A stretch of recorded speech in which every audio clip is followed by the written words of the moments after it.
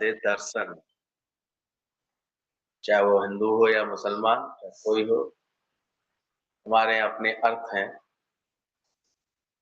ईद तभी है सफल तुम्हारी जब तुम्हें क्या हो गया, ये रब नू देखन वाली आंख में मिल जाए, भगवान का दर्शन तुम्हें हो जाए। इसलिए बोला शरीर को मंदिर बनाओ, मस्जिद और चर्च नहीं। दादा कहते थे शरीर को मंदिर बनाओ, मस्जिद और चर्च नहीं। क्या बोलते थे? क्योंकि मंदिर में आपको सारे समय तालियां, घंटे, घड़ियाल, शंख, आरतियां ये होती मिलेंगी। ईश्वर के आगे खुशी से झूमते हुए लोग मिलेंगे। चर्च और मस्जिद में ऐसे खड़े रहते हैं लोग, आगे कुर्सी पे, सुस्त खड़े रहेंगे ऐसे। तो अपना जीवन भी कैसा बनाओ, मंदिर जैसा। हर वक्त हर्षोल्लास ये खुशी तुम्हारी जाहिर है। रोज चेक कर लेना, सत्संग में आकर के हम बैठ रहे हैं तो क्या क्या हम लोग पढ़ रहे हैं, क्या क्या समझ रहे हैं। गुरु भी सच्चा तभी है जब वो हमको मिला दे परमात्मा से, हमें भगवान से मिला दे। बाकी हम मरने तक सीखते रह जाएं तो फिर ये अभी सच्चे गुरु से ऐसे तुम्हारे मिलना नहीं हुआ। अंत तक तुम्हें लगे कि अभी तो सीख रहे हैं, अभी तो सीख रहे हैं। कल भी हमने बात की मैंने कि सीखना कितने दिन का, उसके बाद तो उसका उपयोग आना चाहिए। अब कोई कहता रहे कि अभी तो हम पढ़ रहे हैं, अभी तो हम पढ़ रहे हैं, अब तो पढ़ रहे हैं, तो बोरियत नहीं आ जाएगी? तो पढ़ाई की एक उम्र है, 20-21 साल, 22 साल पढ़ लिए, चलो अच्छी बात। उसके बाद तो कमाते हुए देखना चाहिए ना जीवन, लोगों को लाभ पहुंचाता हुआ जीवन दिखना चाहिए, उस पढ़ाई का सदुपयोग करता हुआ जीवन दिखना चाहिए। तो बोले ऐसे ही हमारे गीता मान बड़े कहते थे, बोले कि खाली तुम ये सोचो कि अब हम सीख ही रहे हैं, अभी सीख कब तक सीखोगे? सीख करके जियो ऐसे करके, बल्कि ऐसा सीख लो जो तुम किसी दूसरे को भी सिखा सको, या तुम्हारा आचरण ऐसा बना जो किसी को सिखा सके। तो गुरु भी तभी सच्चा बोला गया है। लेक्चर करने वाले, शिष्यों की भीड़ बढ़ाने वाले, कान में फूंक देने वाले, मांगने वाले बहुत हैं, जिनसे किसी का उद्धार नहीं होता है। दुनिया में भीड़ बहुत है। तो महाराज जी बस अपने कथा सुना करके गए, जिसने कथा सुनी उसका कुछ उद्धार हुआ उन्हें पता ही नहीं, वो बस कथा से सुन करके चला गया मन बहला कर। पर यहाँ पर आप देखो एक प्रोसेस है जिसमें गुरु करे आप समान। गुरु एक एक को इस कार्य में लगाने के लिए प्रेरणा देता है, इसलिए इतना निष्काम के लिए प्रेरणा देता है, इसलिए धीरे धीरे तुम्हारे जीवन से बांटना शुरू करा देता है, देना शुरू करा देता है, सब तरफ की समझदारी देता है। इधर भी देख, मिट जाए धोखा रह जाए। ऐसा थोड़ी कभी गुरु रहने देता है कि नहीं केवल हम घर परिवार में ही अटके हुए हैं, कोई किसी दूसरे को सुख दे ही नहीं पा रहे हैं, केवल उन्हीं चिंताओं में पड़े हुए हैं। या इतना कोई घर से भागना शुरू कर दे कि पता लगा घर के मैं मेरे वाले परेशान है उसकी हरकतों से, उसकी बातों से। दोनों में गुरु बैलेंस होता है। सीखना हर बात को। डोंट रन रैट्स रेस, चूहे की तरह सारी दुनिया जल्दी जल्दी आना जाना करती है। गुरु शांत होकर के, विश्राम पा करके कहीं भी मौज नहीं लेते। बोले गुरु हमको ये सिखाता है, मन शांति आई बजी बधाई। ये आत्मज्ञान का अभ्यास ऐसा है, आप देखोगे आपको ऐसा लगेगा कितना शांत कर दिया। भले दिन भर एक्टिव रहता है ज्ञान में, लेकिन फिर भी अंदर से उसकी ऐसी गारंटी होगी कि कितनी शांत, कितनी एकाग्रता अंदर में, विश्राम है ऐसे उसको। साहूकार कहीं भी आराम की सांस नहीं लेते हैं, बैल की तरह बोझा ढोते रहते हैं। आत्मज्ञान के सिवाय कभी भी मन स्थिर नहीं होगा। गुरु हमारे मन को स्थिर कर देते, तभी तो वो जो संत मिला है सिकंदर को, वो इतनी आराम से लेटा हुआ, सिकंदर को जरूरत थी किसी हम संत को लेकर के जाएं, अपनी माँ ने कहा था एक संत लेके आना भारत से, तो कहने लगे चलो। कहता मैं भी तुम्हारा गुलाम थोड़े,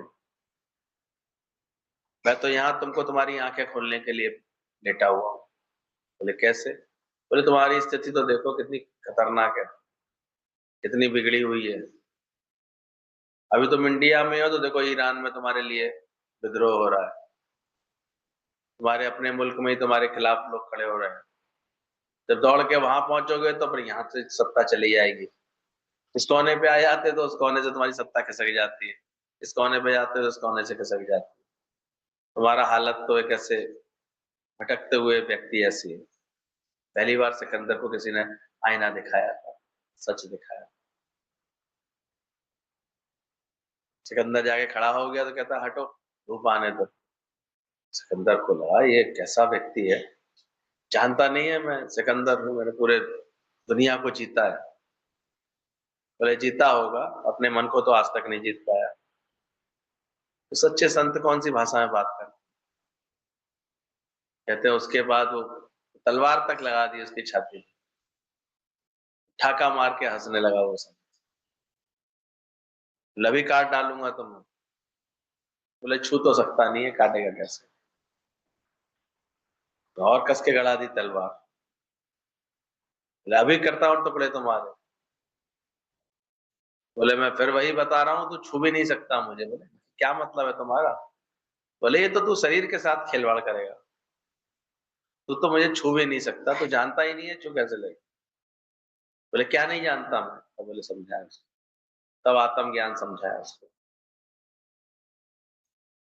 कहते इसलिए उसके बाद ही सिकंदर का मन एक से पलट गया।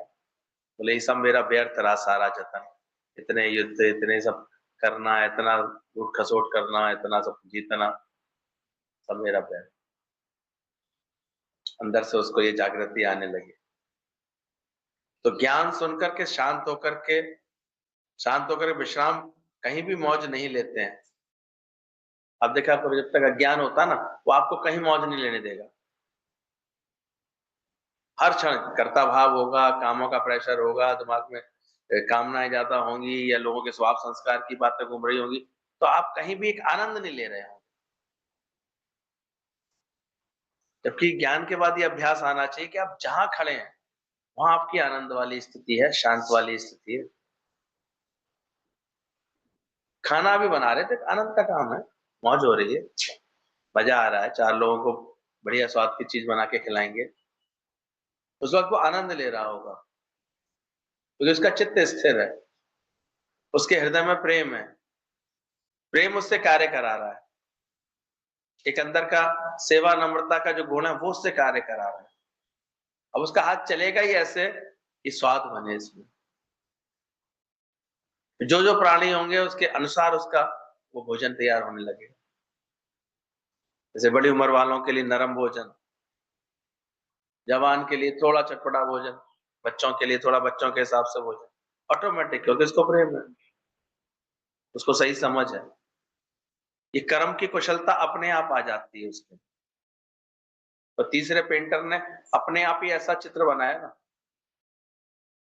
पहले पेंटर ने तो राजा का चित्र बनाया रणजीत सिंह का, इसमें राजा की दोनों आंखें ठीक कर दी। राजा ने कहा ये तो झूठ है, मेरी एक आंख तो डैमेज है। कहते महाराज लेकिन चित्र तो सबको ऐसा ही दिखना चाहिए। बोले नहीं ये झूठ है। दूसरे ने बनाया, उसमें हरी पट्टी लटका दी। राजा ने कहा ये भी मजा नहीं आ रहा, ये तो है वैसा दिखा दिया, दूर से ही पता लग रहा है कोई खाना आ रहा है। लेकिन जो ज्ञानवान था, समझदार था, उसने चित्र कैसा बनाया? उसने ऐसा घोड़े पर बैठा हुआ तीर चलाता हुआ राजा का ऐसा चित्र उकेरा कि अपने आप एक आंख उसकी हाथ हाथ पर आंख हाथ पर आंख पे पहुंच गए और आंख ऐसे लगने लगी ऐसे बंद है उसकी आंख। उसका ऐप भी छुप गया, उसकी वीरता का भी पता लग गया, वो अच्छा घुड़सवार है ये भी पता लग गया, और हर तरह की वीरता का पता लग गया उसे। तो व्यक्ति एक होता है, एक ऐसे अंदाज से व्यवहार करता है, ऐसे बात रखता है कि चीजों को कितना अच्छा पेश कर देता है हर एक के सामने।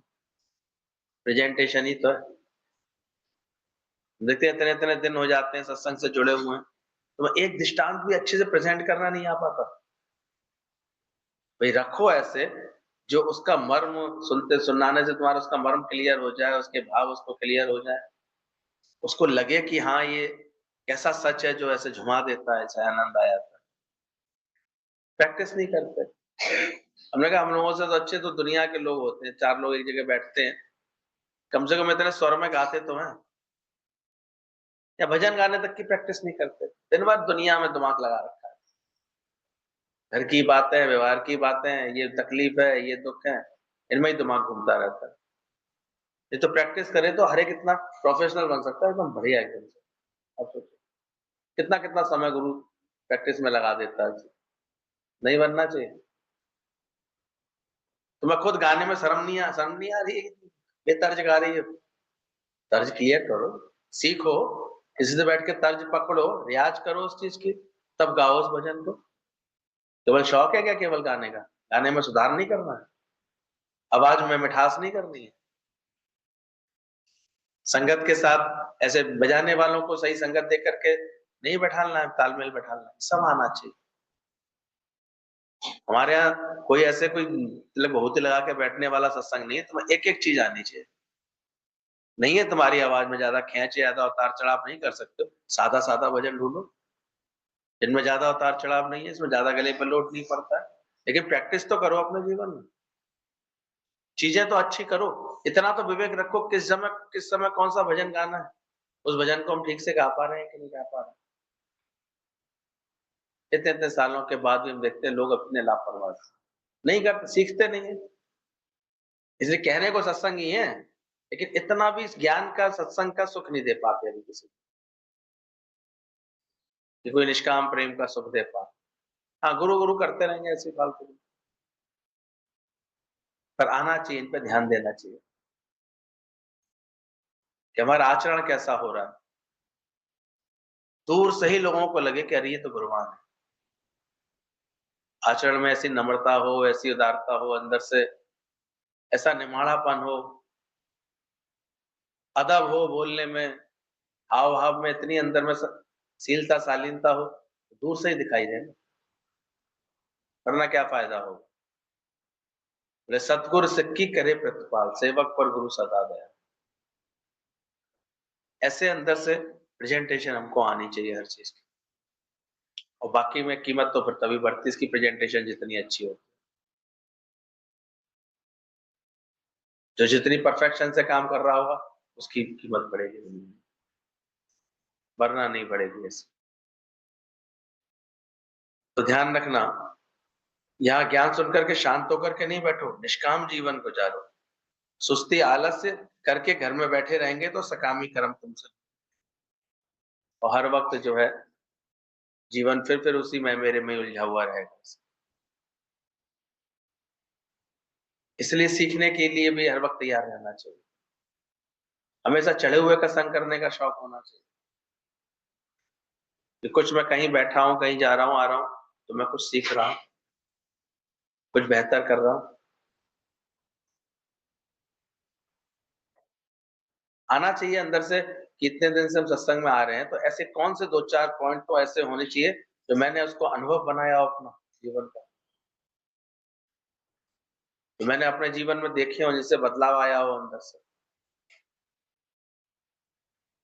इसको मैं समय आने पर अगर गुरु कभी पूछे तो हमको बता पाने में ऐसे अंदर में अच्छा लगे अंदर से, और ऐसे बताऊं जो दूसरों को भी सुनकर के अच्छा लगे, इसमें मेरा अहंकार ना झलके, जैसे मेरे अंदर में कोई बड़बोलापना नहीं झलके, लगे कि हाँ ये गुरु की कृपा हुई है।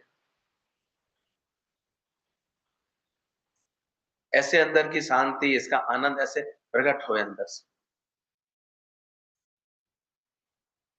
इन सब चीजों में भी कुशलता लाते चले जाओ, ये एक एक को अपने ऊपर ध्यान देने की जरूरत। जैसे सच्चा गुरु मिलता है, कर्म करने के सिवाय पता भी नहीं चलेगा कि तुम सकाम हो या निष्काम। निष्काम कर्म से मन वश में होगा, सत्संग अंदर आ जाता है समझ में ना, तो ये सब चीजें एक तपस्या, तुम्हारा गृहस्थ एक तपस्या स्थली बनती चली जाती है। बोला कुछ ऐसे शब्द भी तुम्हें सुनने पड़ेंगे जो तुम सुनना नहीं चाहते हो।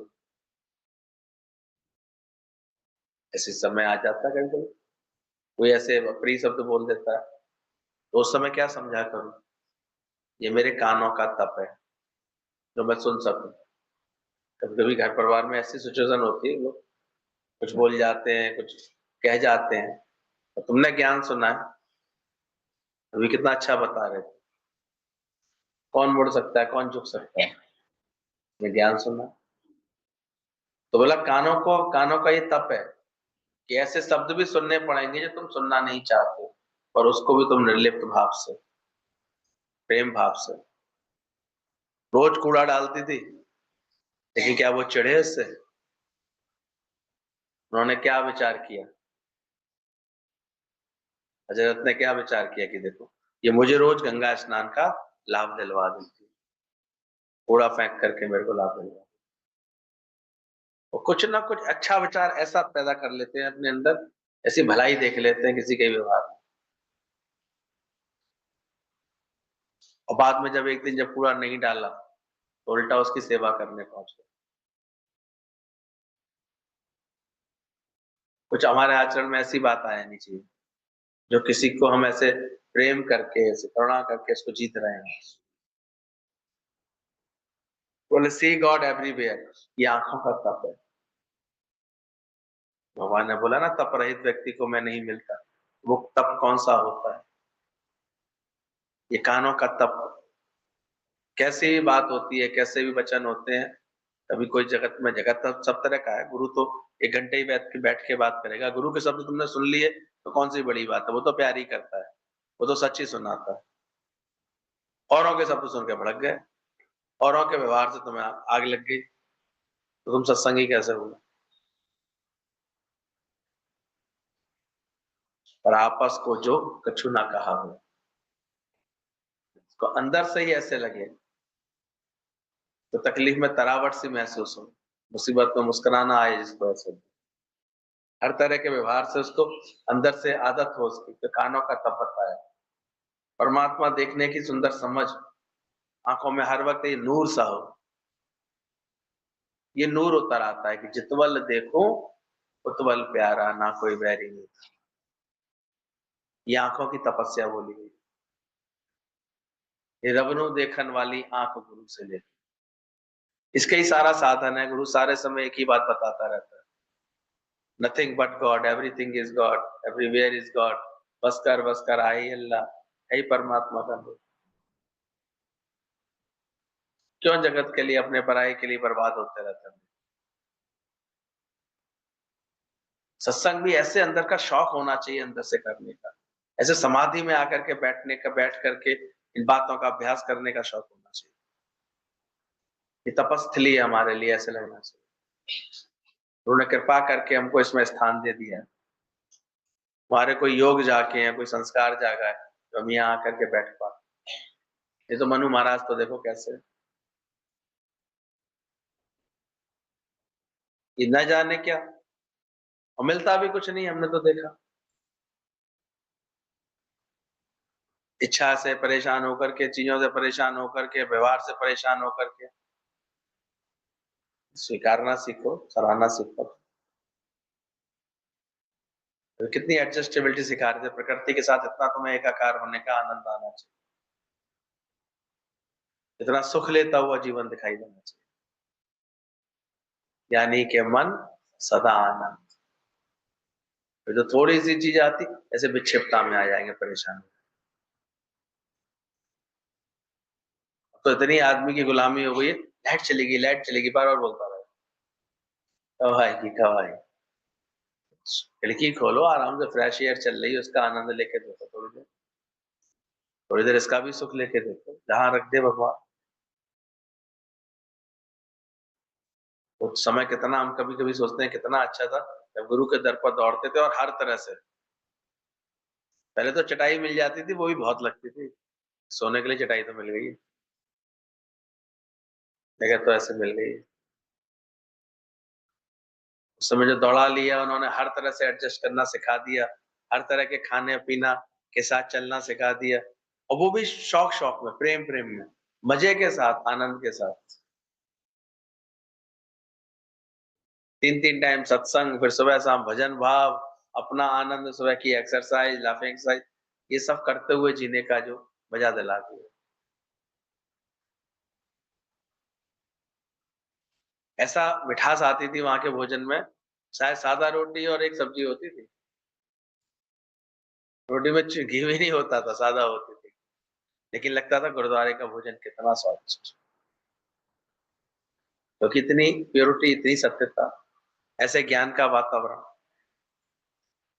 तो किसी को सुख ज्ञान देगा कि ये सब चीज़ें देंगे, दुनिया की चीज़ें देंगे। घर चमकाने में लगे पड़े हैं, यही सब करने में लगे पड़े हैं। सारे काम ऐसे ये बना लें, ये कर लें। गुरुजी कहते थे अब तुम लोगों को ज्ञान के लिए नहीं संकल्प आता, सत्संग के लिए नहीं आता कि सत्संग करें। किसी को जाकर के ये सुख दे करके आए, ये प्रेम का, वो उसमें भटक जाता है मन। वहाँ आलस आ जाता है, वहाँ थकान आ जाती है।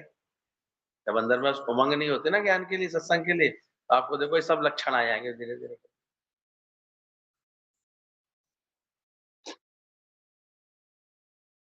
तो याद रखना जितना निष्कामी जीवन होगा उसका जीवन ही उतना सुख देने वाला है, वरना कोई और तरीका नहीं है। तो अंदर से तपस्या बनाओ, अपनी भाषा से सबके दिलों को जीत सको, ये वाणी का तप है। भाषा ऐसी हो तुम्हारी,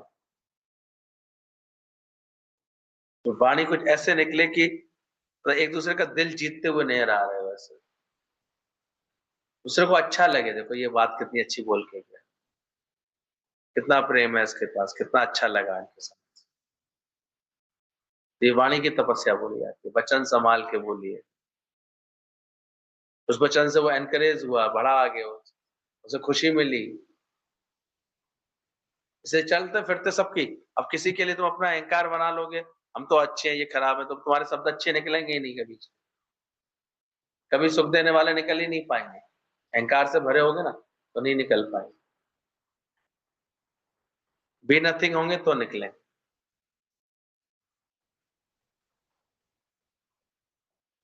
और वरना आपका देखो कि आपके हमेशा आचरण ऐसा होगा कि आपके वचन सबको ऐसे सुख दे रहे हैं। तो देखना वाणी तुम्हारी कैसी है, ये वाणी की सेवा है, वचनों की सेवा है। अपनी भाषा से तुम सबका दिल जीत सको। ऐसे कुछ ऐसी बात बोल दो जिससे सबके दिल को ऐसे तुम्हें अच्छा लगे, खुशी मिले। मीठी से मीठी भी क्या है, जवान, और कड़वी से कड़वी भी क्या होती है, तो चलना अंदर से देखना। ये वाणी का तप है, सबकी सेवा से सबका दिल जीत सको, ये हाथ पैरों का तप है। देखने में तो आता है बड़ा काम कर रहे हैं, बड़ी सेवा कर रहे हैं, बड़ा ये, पर ये चेक करो क्या तुम्हारे इस सेवा से कहीं कुशलता से कोई कार्य हो रहा है, कोई खुश हो रहा है।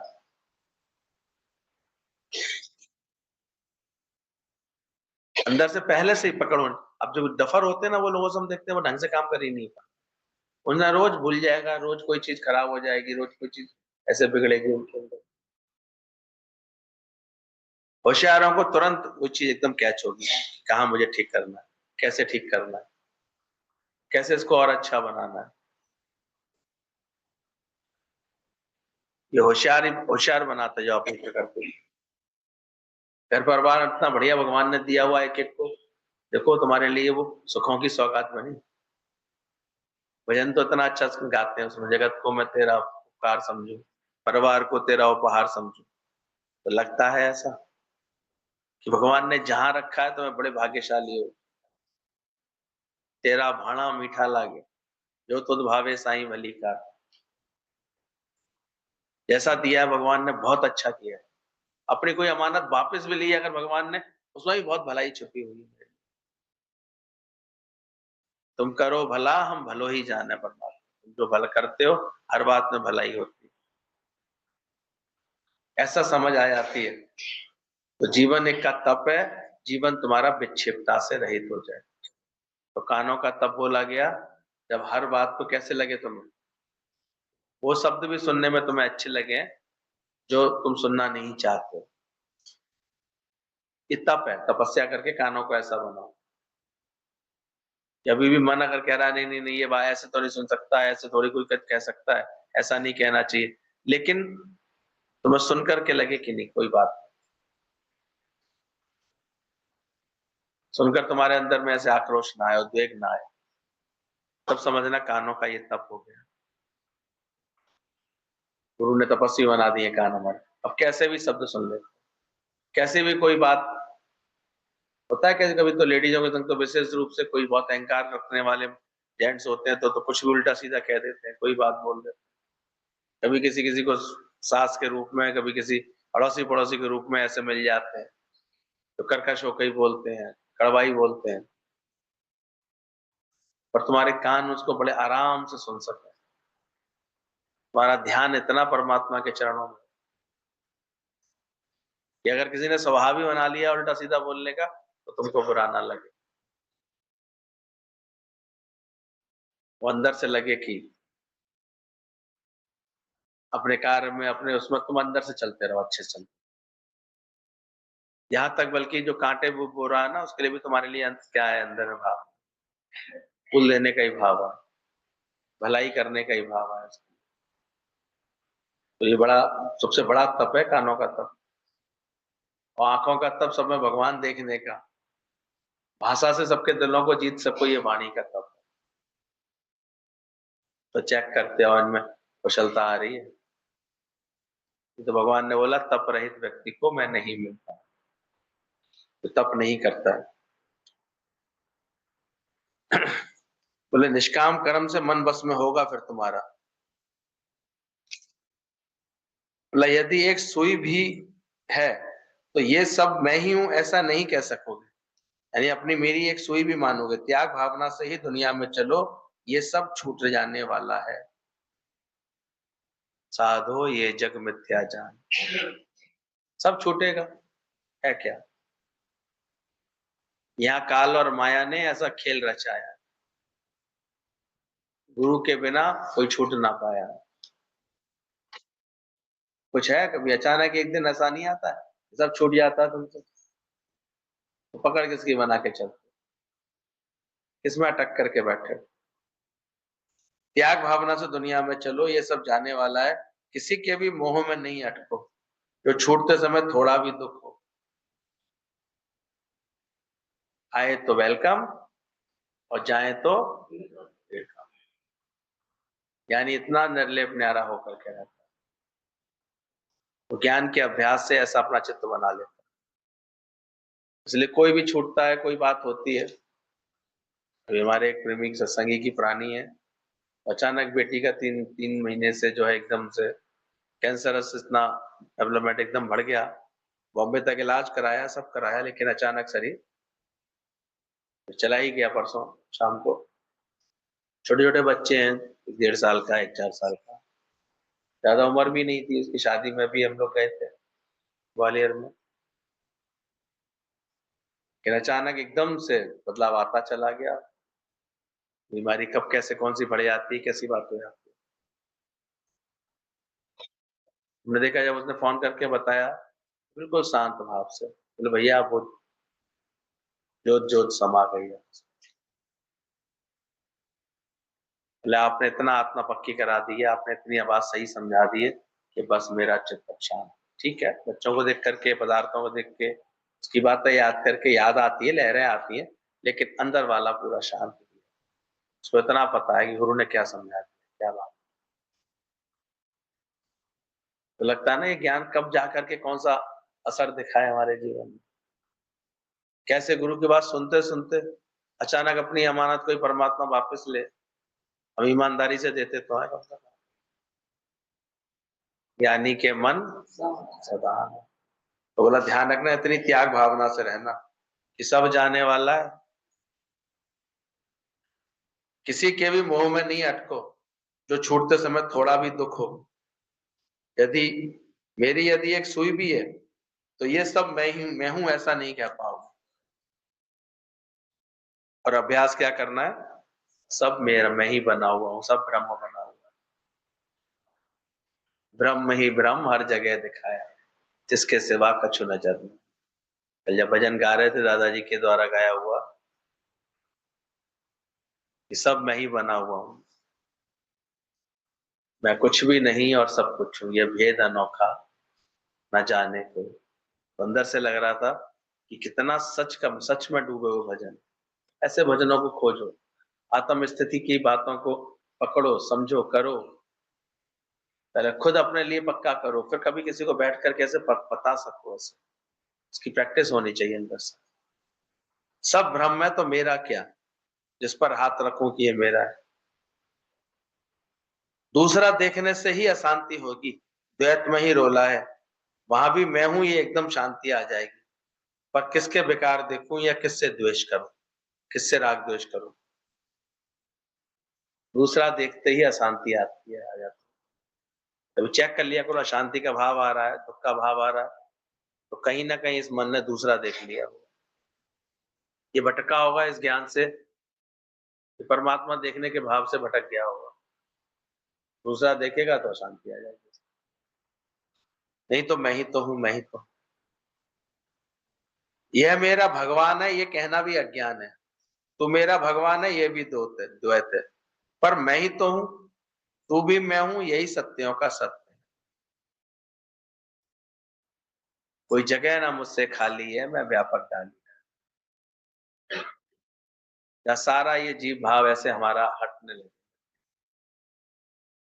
सब मैं ही बना हुआ हूं। मैं कौन? मैं आत्म स्वरूप। एक आत्मा के सिवाय कुछ और है ही नहीं। आत्मा पश्यंती आत्मा, ऐसे लगे अंदर से। कैसे बिना ज्ञान के तो एक आत्मा शब्द पहले कितना ऐसे डराने वाला था। ये आत्मा आ गई, आत्मा आ रही, नहीं था। आज हम लोगों का आत्मा शब्द सबसे प्रिय शब्द बना है कि नहीं अभी तक? तो दुनिया कितनी उल्टा चलती थी सोचो, तो भूत प्रेत आत्मा लगते थे। क्योंकि भगवान ने छोड़ते ही गीता में दूसरे अध्याय में क्या बताया है? ये अर्जुन, तू आत्म स्वरूप है। फिर भी आत्मा को लेकर के इतने भयंकर भयंकर धारणाएं बनी हुई थी पहले। तो गुरु ने ये सच बताया, तब बात समझ में आई। गुरा एक देह बुझाई, सबना जीवा का एक कोई धाता। तो यह मेरा भगवान है ये भी अज्ञान है, तू मेरा भगवान है ये भी द्वैत है, पर मैं ही तो हूं। इसलिए सच्चा गुरु हमेशा इसी संभाव में रहता है। जो तू है सो मैं, जो मैं हूं सो तू। अपना मूल पहचान, समझ मन दर्शन यही। गुरु, सच्चा गुरु वो नहीं होता जो ये कहे नहीं नहीं नहीं मैं तो भगवान हूं, पर तुम जाने कब भगवान बनोगे। जानता है पहले ही दिन, मान ना मान तू है भगवान। तत्व कौन सा है? दादा कहते थे बस इधर जागा हुआ है, उधर अभी बस सोया पड़ा है। जाग जाएगा तो ये भी जाग जाएगा, कोई अलग थोड़ी। इसलिए हम लोगों को सब सच्चा ज्ञान सुनते हैं तो आती। दुनिया में तो द्वैत बना रहता है। ऐसे लगता है तो कोई किसी गुरु महात्मा का ही काम है अपना पहचानना। और यहाँ सुनते सुनते अपना स्वरूप पहचान जाते, समझ में आने लगती है। बोले मुझे किसी का संग चाहिए ये भी अज्ञान है। ये सोचना भी, ऐसा विचार करना, इसके बिना मैं कैसे चलूंगा, या ये तो संग चाहिए। शादी करके कोई तो संग हो मेरे, कोई तो समाज, क्यों चाहिए? असंग रह जाता, हो जाता है ज्ञानवान। मुझे गर्जना और सहारों की एक तेरा सहारा का। जैसे दुनिया में लोगों को बड़ा खालीपन, दुख लगे आते हैं ना बाद में, ज्ञानी को नहीं लगते। वो जानता है सब तज तो हरि भज, अब प्रभु कृपा करहूं यही भांति, सब तज भजन करहूं दिन रात। तो वो जानता है ये बात, अगर भगवान से मेरा प्यार बढ़ रहा होगा तो भगवान फिर धीरे धीरे सब कुछ मेरे सामने से हटा दे। जहां जहां भी मैंने कभी मेरापन भाव डाला हो तो वो हटेगा। और यहां तक बोला कबीरदास जी ने, मौत भली परदेश की। उस स्थान की मौत अच्छी होती है जहां कोई मेरा कहने वाला ना हो। कहीं वो मेरा कह के मुझे फंसा ना ले। और ये सिद्ध भी हुआ दादा भगवान के साथ। दादा भगवान का शरीर जब शांत हुआ तो केवल उनके बस बाहर प्रेमी मंडल थे, उनके परिवार का कोई उनके आसपास नहीं। सिद्ध भी करके दिखा दिया, कोई मेरा कहने वाला नहीं। लोगों ने कहा भी दादा आपको उधर ले चलें, बंबई ले चलें, आपके घर ले चलें। कहते हैं क्यों, ये घर नहीं है क्या मेरा? इतना अपनापन, इतना अपना, इतने निश्चिंत रहते थे। अज्ञान होता ना तो हमें घर तो जाए, आराम तो घर में ही मिलता है, ऐसे ऐसे डायलॉग निकलते हैं। यानी हर जगह एडजस्ट है, हर जगह पूरा है। हर जगह हम देखते थे गुरुजी तो सहज भाव से रहते थे, जैसे अपना ही तो है। एक अभ्यास है बस अंदर का, समझ है अंदर की। तो घर में क्या करते हैं, वहां भी सबको प्रेम करके रहते हैं, वहां भी अपनेपन के साथ, वहां भी हम अपने वालों के साथ ऐसे यही तो भाव रखते हैं कि भाई कैसे इनको सुख मिले, आनंद मिले। यानी जहां बैठा है वहां ऐसे ही भाव में बैठा है, उसे कैसे लगेगा कि दूसरी जगह बैठा? वो कहीं भी ले जाओ उसको, उसे क्या लगता है मैं ही तो हूँ, क्योंकि वो वास्तव में अंदर से सबका हित ऐसे ही है। इसलिए दुखी देखिए किसी को तो दिल उसका तड़पता है। अगर उसको ऑटोमेटिक उसका निष्कामता उसके अंदर आ जाती है, तो निष्कामता अपने आप कार्य कराती है, किसी का भी दुख होगा वो मिटाने, तो सही बात समझा दो, सही बात उसकी समझ में आ जाए, प्रेम दे, ये भी खुशी दे किसी को, ऐसे आनंद दे। पर हम लोगों की आदत है थोड़े से बस कोई अनुकूलता देखी बस वहीं ऐसे सोते हुए रह गए, शांत होके बैठ गए। जबकि होना ये चाहिए, जब अनुकूल चल रहा है वही समय होता है तुम्हारी आगे की प्लानिंग को और अच्छा करने। फिर परेशान होते हैं अचानक ही मान लो कोई चीज बिगड़ जाती है तो। आजकल कितने देखो, कितना हम लोग बच्चों को सावधान करते हैं, बोले भैया हटाना, ठीक है कहीं तुम्हें समझ में नहीं आ रही नौकरी से हट जाना, कोई बात नहीं, लेकिन पहले तुमने कहीं दूसरी जगह पैर अच्छे से जमा लिए, जमा लो तो हटने में कोई दिक्कत नहीं है। क्या दिक्कत है? पैर कहीं तुम्हारा जम गया दूसरी सीढ़ी पर, पहले सीढ़ी से उठा ही लोगे अपने आप, हट जाएगा। पर जो ऐसा नहीं करते दुविधा में फंस जाते, लाइफ की सारी चीजों को आगे अच्छे से विचार करके सोच के नहीं चलते हैं, तो उलझे उलझे रहते। इसलिए किसी को गुरु की शरण मिलती है हम तो उसका आज कितना एक प्रत्यक्ष लाभ देखते हैं। एक दिन वेस्ट नहीं होता लाइफ का, इतनी स्मूथ सारी चीजें चलती हैं लाइफ की। एक चीज फालतू ऐसे विचार करने में, सोचा विचारी में नहीं जाता, कर्म में इतनी कुशलता से लगा रहता। तो कर्म उसका आनंद ले रहा है ज्ञानी, हर वक्त ज्ञान का आनंद ले रहा है। बोला मुझे किसी का संग चाहिए ये अज्ञान है, पर मेरा संग सारी दुनिया को चाहिए, मैं जहां भी हूं वहां देने वाला हूं, लेने वाला नहीं, ये विचार होना चाहिए। इसलिए ज्ञानवान का संग सब पसंद करने लगते हैं, क्योंकि वो सबके हित की सोच रहा होता है, कैसे सबको मजा आए ये विचार कर रहा होता है, कैसे आनंद दूं ये सोच रहा होता है। वो रुलाने नहीं जाता किसी को, हंसाने जाता है, भलाई देखने जाता है हर बात। इसलिए कैसे भी कोई रुकावट होती है ना, उसको उसमें तुरंत युक्ति आ जाती है, इसको कैसे बदल लें, कैसे आनंद ले लें। तो ये मेरा, मुझे किसी का संग चाहिए ये अज्ञान है, मेरा संग सारी दुनिया को चाहिए, वहां देने वाला हूं ना कि लेने वाला। खुद अपने सच्चे गुरु में भी इच्छा ना रहे कि मैं सुनूं, यहाँ तक कि तवान कह रहे हैं, एक समय के बाद ये आ जाना चाहिए कि मैं सुनता ही रहूं, सुनता, ये नहीं है, ये भी होना चाहिए। अब मुझे गुरु का सहयोगी बनना है, जल्दी से मुझे ये वाला रोल करना है। सुन तो रहे हैं सत्संग, आते तो हैं, ये थके हुए लोगों के काम होते हैं। और जो वास्तव में समझदार होंगे ना, वो थोड़े ही समय में, वजह से गीतावन ने 8वें दिन डिक्लेयर कर दिया, ज्यादा आपका कार्य आपसे भी अच्छा करके दिखाए। दूसरा गीतावान बनता ही नहीं है, ढंग से उतने दिन दिन हो जाते, कि गुरु से ऐसा प्रेम बढ़े, गुरु से ऐसी आत्मीयता आ जाए, ज्ञान के लिए ऐसा शौक आ जाए। बल्कि हम तो देखते हैं नादान इतने होते हैं, अपने मन के गुलाम इतने होते हैं, इतने-इतने दिन मेहनत लेने के बाद फिर ऐसे बेवकूफों की तरह अपने घर गृहस्थी की माया में उलझे, परेशान, दुखी हुए बैठे दिखाई दे रहे हैं। अरे आत्मज्ञान सुना है तुमने, काहे के लिए सुना है? ज्ञान मिले गुरु के मुख से और गुरु मिले सत्संग से। तो खुशी और उमंग प्रेम बांटते हुए देखो, गुरु ने इतना सिखा देता है आपको।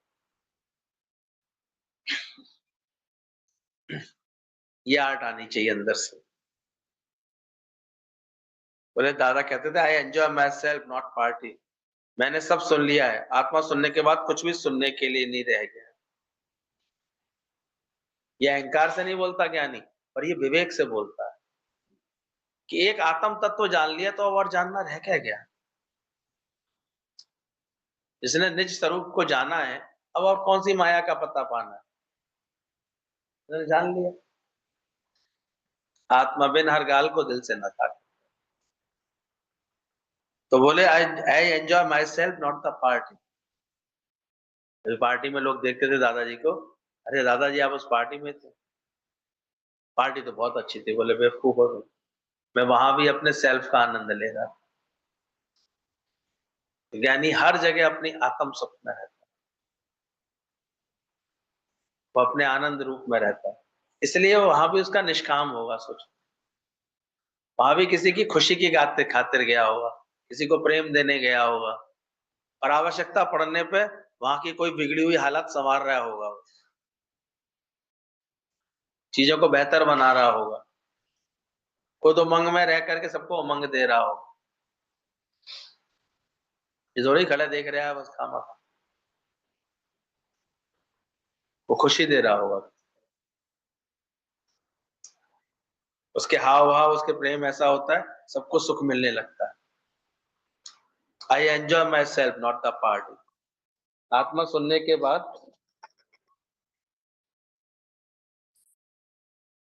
आत्मा सुनने के बाद कुछ भी सुनने के लिए नहीं रहा है।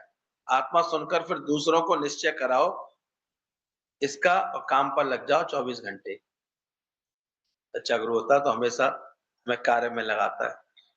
ये कह के नहीं छूट सकते, अब तो हमसे कुछ होता नहीं है भैया, लगो काम में। बहुत तरीके हैं। गुरु जी कहते थे खाली बिस्तर पर लेटे हुए हो तब भी तुम मोतियों का कोष दान कर सकते हो। कैसे कर सकते हो? मुस्कुरा करके मोतियों का कोष दान नहीं कर सकते? अच्छी भावना दे देना, ठीक है। अरे इतना इतना सत्संग सुनने के बाद भी, अरे अब तो सब बेकार है, अब तो ऐसे ऐसे क्यों बोल रहे हो? और बहुत अच्छा, कोई आ जाए उसे बैठ करके कुछ अच्छी बात सुना दो, कुछ अच्छी बात बता दो, कोई खुशी की बात बता दो उसको अंदर से। वो जमूरा था, थोड़ा सा वो हंसाता था सबको, तो वो राजा के दरबार में दिखाया उसने करता वैसे खुशी के चुटकुले जोक वोक सुनाता था। तो हमेशा कुछ ऐसे बेवकूफी ऐसी बात करता था, तो वो सब उसको जो है, तो उसको एक जोकर का टाइटल मिल गया था। तो राजा ने एक उसको महामूर्ख का एक खिताब दे करके अप्रैल की 1 अप्रैल पे उसके ऊपर दे दिया, और बोला कि तुझे भी अपने से बड़ा कोई मूर्ख देखे तब तो ये जो है तो उसको दे दियो। क्योंकि वो ऐसे ही तो जब दे रहे थे राजा, राजा मैं इसका करूंगा क्या? अब महामूर्ख बोला जा रहा है तो उससे वो परेशान नहीं था। उसने बस इतना कहा कि आपने मुझे दिया, मैं इसका क्या करूंगा? तो राजा ने कहा तुझे तुझसे भी बड़ा कोई मूर्ख मिल जाए ना तो तू उसे दे दियो। बोला अच्छा अच्छा, ये बात बहुत अच्छी है, ढूंढता हूँ मैं राजा, ढूंढता हूँ। और सब ऐसे करने के लिए, और राजा बड़ा लोभी प्रकृति का, सारे समय उसे बहुत ऐसे, ये भी हो जाए, ये भी मिल जाए, ये भी चाहिए, ये भी ऐसे करता। कुछ समय बाद उसे खबर लगी कि राजा अस्वस्थ हो गए हैं, उम्र भी राजा की पूरी हो गई थी, 80-85 साल के हो गए थे। राजा अस्वस्थ हैं, ऐसी कमरे में लेटे हुए हैं। तो गया उनसे मिलने के लिए। कहते राजा साहब क्या हाल चाल है? बोले अरे बस मारा यार। बोले कहीं कहीं जा रहे हो? बोले, अब तो बस चलना ही है, अब तो बस जाना ही है दुनिया से। बोले कहाँ जा रहे हो महाराज? राजा को लगा ये क्या मूर्खता की बातें करता रहता है हमेशा। अब जानता नहीं, मरते हैं तो दुनिया जाते हैं दुनिया से। बोले कहीं दूर जा रहे हो? बोले बहुत दूर जा रहा हूँ, दुनिया छोड़ के जा रहा हूँ। बोले अच्छा अच्छा अच्छा, तो तैयारी तो अच्छे से कर ली होगी। राजा बड़ा परेशान, क्या ये बातें पूछ रहा है। बोले महाराज एक दो दिन के लिए आते हैं तो लड्डू मठरी बांध के रख लेते हैं, पैसे वैसे थोड़ा जोड़ के रख लेते हैं। आप तो इतनी दूर जा रहे हो, आपने तैयारी तो ठीक से कर ली होगी। अब राजा उसकी शक्ल देखे, बोले वहां तो कोई कुछ लेके भी नहीं आ सकता, ये बातें कैसी कर रहा है। बोले महाराज जरूर, आप तो होशियार हैं, आप तो सबसे, आपने तो खूब तैयारी कर ली होगी, जा रहे हो तो बड़ी खुशी से जाएंगे।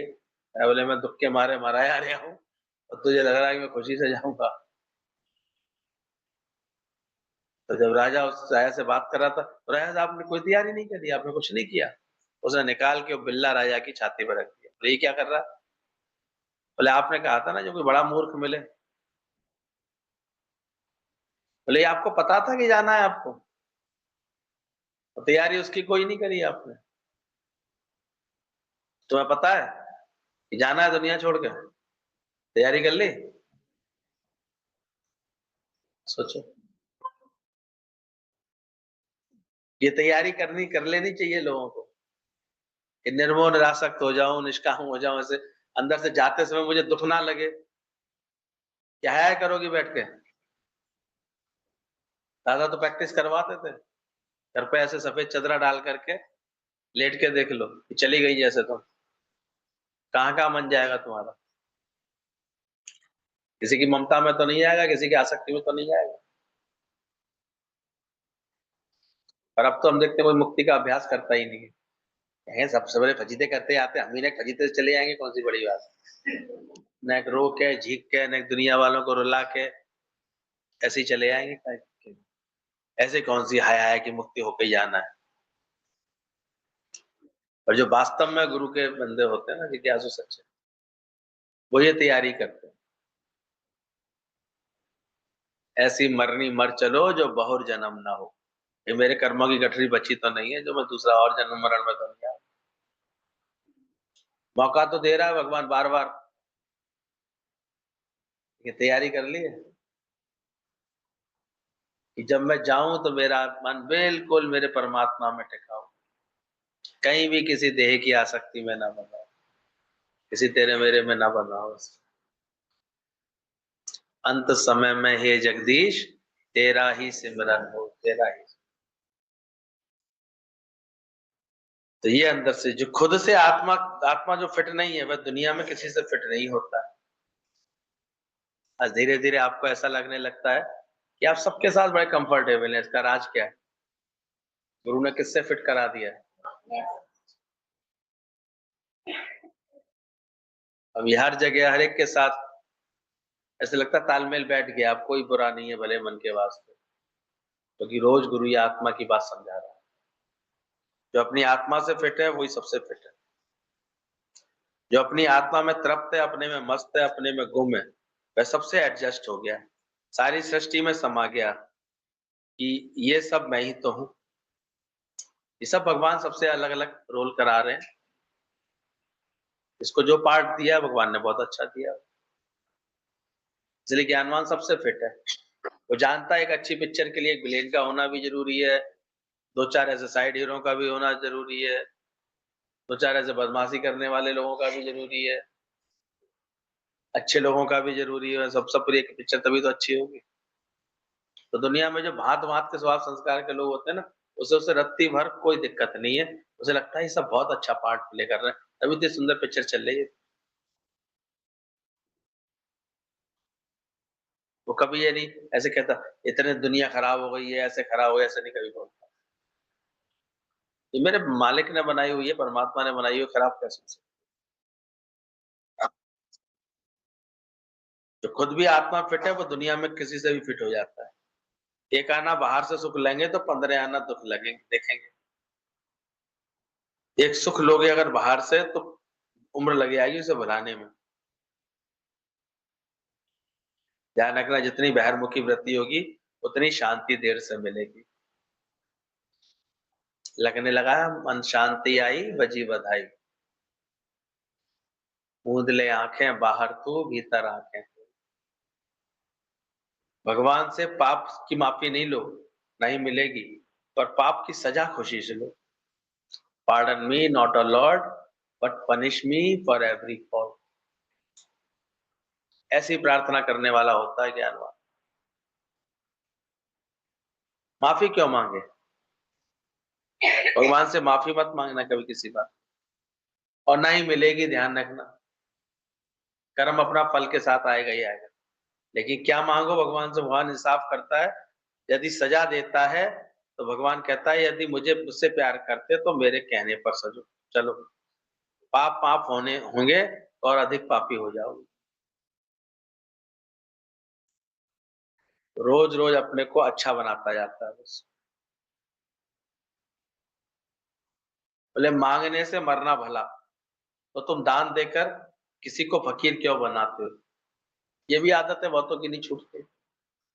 और उनका साहूकारी का मद जो है ना, अचानक ही कोई मांगने आता है तो दे तो दे, कैसे मना करेंगे तो बुरे लगेंगे। दे देता हूँ भाई, हम तो दे देते हैं। तो ज्ञान कहता है मांगने से मरना भला, ना तुम मांगो ना किसी को मांगने दो, मांगन मरण समान।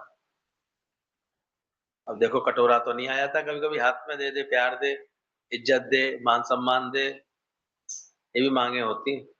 समझे मेरी बात को भाई, अच्छा तो कहें। बड़ी मुसीबतें होती कि मांगने से मरना भला। तो ज्ञानवान इतना अंदर से भी नथिंग होता चला जाता है।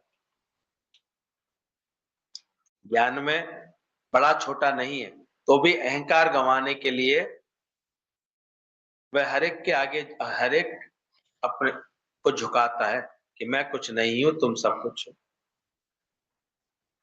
पहले हमारे यहाँ अगर आत्मा की बात जिसने समझ ली, उसकी नजर में कोई छोटा बड़ा नहीं हो, मतलब आत्मा में कोई छोटा बड़ा नहीं। फिर भी ज्ञानवान लोगों का हमेशा जीने का अंदाज सीखो कैसा हो। आपस पूजो कछु ना जनावे। कुछ प्रेमियों ने आकर के दादा को बोला, दादा आप कितने महान हैं, दादा आप कितने अच्छे संत हैं, दादा आप कितने सच्चे संत हैं, ऐसे बोला। तो उन्होंने इशारा किसकी तरफ कर दिया कि नहीं, मुझसे ज्यादा तो ये है। मैं तो फिर भी गृहस्थ में गया, पर तो ये गृहस्थ में जाकर के भी नहीं अटकी बिल्कुल। उसने इतना अच्छा जीवन बनाया। नेचुरली सब जानते भी थे गीता के बारे में। अब सबने फिर गीता भगवान की तरफ देखा कि सच में आप बड़े महान हैं, बड़े। उन्होंने बड़े प्रेम से कहा मेरी नहीं, श्याम को महान बोलो। मैं तो बचपन से दादाजी से ज्ञान सुनती थी, मैंने तो अपने घर में यही ज्ञान का माहौल देखा था, तो मैं ढल गई तो कौन सी बड़ी बात है। तो सोचो आदमी, सच्चे ज्ञानवान को कभी भी इस बातों का अहंकार होता ही नहीं, आता ही नहीं। पर ये तो घूमने फिरने मौज करने वाला लड़का था। इसने तो शादी की थी, शादी के लिए की थी, कोई ये थोड़ी था, इसको ये थोड़ी था कि। लेकिन उसके बाद इसने अपने मन को मोड़ा। इसने केवल मेरी खुशी के लिए अपने हर बात को मोड़ा, अपने हर अज्ञान को छोड़ा। ज्यादा महानता किसकी हुई? तो ऐसे एक दूसरे को आगे करने वाले होते हैं ज्ञान। और जब ये आया था ना, मेरी ही तारीफ, वो सब मुझे ही समझे, मुझे ही अच्छा समझे, वहीं से ज्ञान गायब होना शुरू हो जाता है। ज्ञान ऐसा है। आपस को जो कछु न जनावे सोई पंडित फिर ना पाए। तो विनम्रता नम्रता उसको छोड़ ना सके, उसके अंदर में ऐसे बसे। तो ज्ञान में बड़ा छोटा नहीं होता, तो भी अहंकार गंवाने के लिए वो हर एक अपने को झुकाता है कि मैं कुछ नहीं, तुम भले ही सब कुछ हो पर मैं कुछ नहीं। गुरु शरीर होकर के नहीं बोलता है, पर आत्मा में टिक करके बोलता है। वह नाम रूप में है ही नहीं। चाहे वो नाम रूप में किसी को गालियां भी देता है, तो भी 1 मिनट के बाद भुला देता है। पर तुम देहधारी समझोगे कि मुझे ऐसा बोला, मुझे ऐसा कह दिया, मुझे ऐसे बोल दिया, ऐसी नजरों से देखा, ऐसे क्या क्या। ये किसकी वजह से लगता है?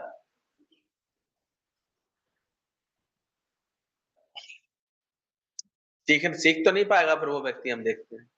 मान लो कोई व्यक्ति उसे कुछ सिखाना चाह रहा है कि तो भाई अपनी इन आसक्तियों को भी हटा, इन बातों को भी हटा, इस सुख बुद्धि को भी हटा, अब वो सीख नहीं पाएगा। अक्सर अपने सुख बुद्धि के कारण हम क्या करते हैं, हर एक से आहत होके चले आते हैं, दुखी होके चले आते हैं, परेशान होके चले आते हैं, जबकि वहीं से हमारा उद्धार हो सकता था, और अपना उद्धार से चूक जाए। इसलिए ध्यान रखना, गुरु शरीर में होकर के नहीं बोलता है, वह आत्मा में टिक करके बोलता है। चाहे वह नाम रूप में किसी को गालियां भी देता है, तो भी वह 1 मिनट में भुला देता है। पर तुम देहधारी समझोगे, मुझे ऐसा बोला गुरु ने, शब्द सब भुलाओ, फिर आकाश की तरह खाली हो जाओ कि मैं आत्मा।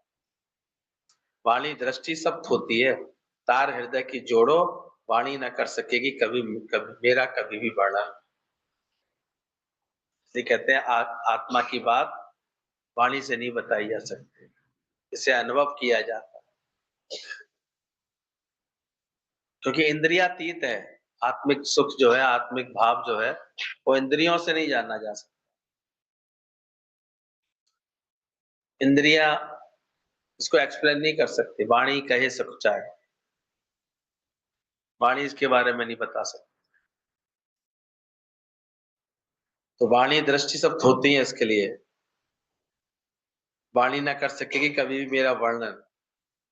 दृष्टि भी बाहर की सच नहीं दिखाएगी, अंदर निहारो कि मैं क्या हूं। अपने को पहचानो तो गुरु को भी पहचान जाओ, सो सुमरे जिस आप सिमराए। इसलिए वो हमेशा इतना निमाड़ा रहता है। देखते सच्चे ब्रह्म ज्ञानी को कभी ईश्वर की कृपा है, ईश्वर ही सब कुछ कर रहा है, कि भूलता ही नहीं उसे, उसे कभी मैं नहीं आता। मैं ना कर बाबरे खाली। तो अंदर निहारो कि मैं यानी मैं आत्म स्वरूप क्या नहीं, कैसे मेरी सृष्टि चल रही है। और यही है सही मायने में गुरु को पहचान, अपना मूल पहचान। नहीं तो ऐसे गुरु को पहचान लिया श्याम भगवान है, मुंबई में रहते हैं, ये पहचानना नहीं। जब तुमने खुद को आत्मा करके जाना, उस दिन कहना कि हाँ मैंने गुरु को पहचान। अपने भी नथिंग उसमें आ गए तब तो गुरु को पहचान रहा है, ये तो कैसे पहचान।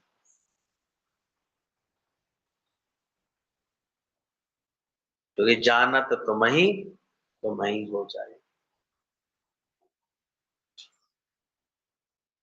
तो जिसने खुद की आत्मा को खुद आत्मा करके जान लिया, वही कह सकता है कि मैंने गुरु को जाना। तो नहीं जान पाता, कैसे जान पाए,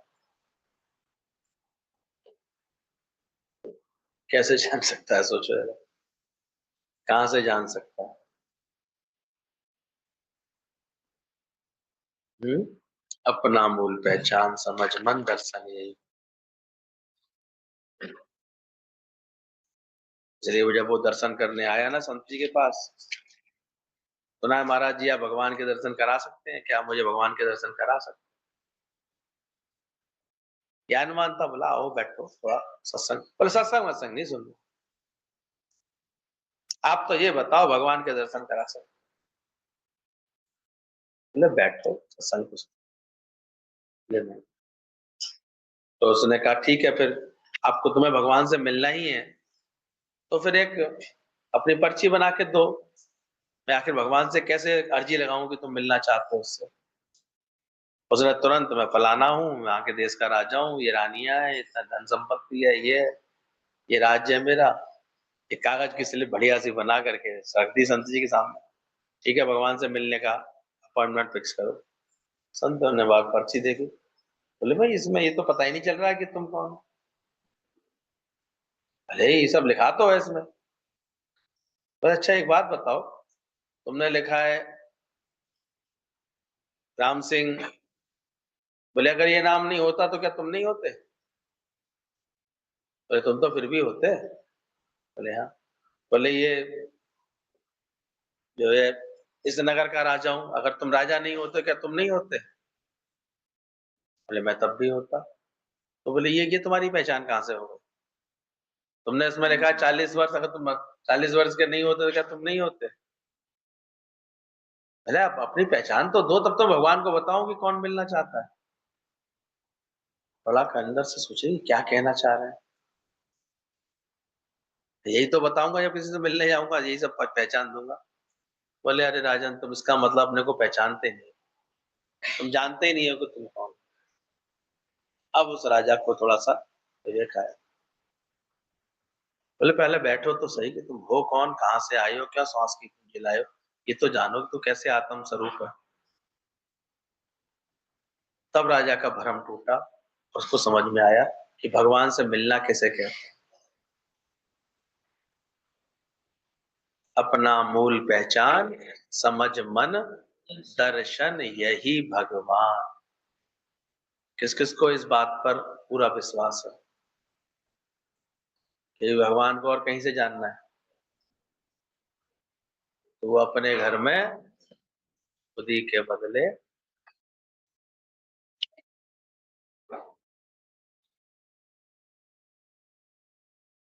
जान सकता है।